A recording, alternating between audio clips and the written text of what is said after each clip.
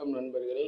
நம்ம இந்த வீடியோ என்ன பார்க்க போகிறோம்னா, நடிகர் விஜய் 2026 முதலமைச்சர் ஆவாரா இல்லையான்னு பார்ப்போம்.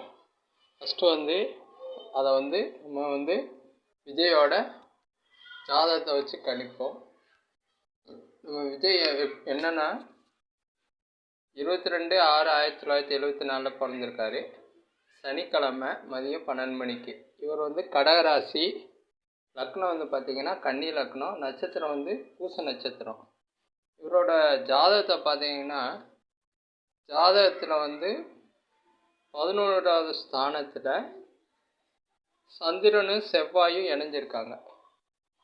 அதாவது லக்னத்துக்கு 11வது இடம். ராசி ஒரு கடகராசி.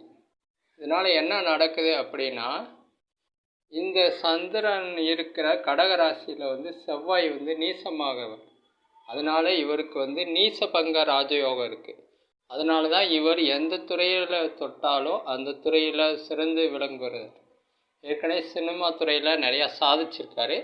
அடுத்து இப்போ 2026 நம்ம அரசியலில் இறங்கியிருக்காரு. அதுலேயும் பார்த்திங்கன்னா பெரிய லெவலில் இவர் சாதிக்கிறதுக்கு வழி இருக்குது.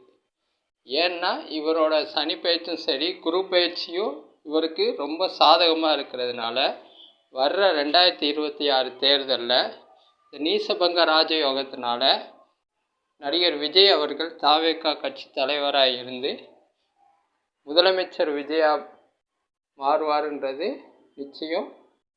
இந்த வீடியோ உங்களுக்கு பிடிச்சிருந்தால் லைக் பண்ணுங்கள், ஷேர் பண்ணுங்கள், கமெண்ட்ஸ் பண்ணுங்கள். நன்றி, வணக்கம்.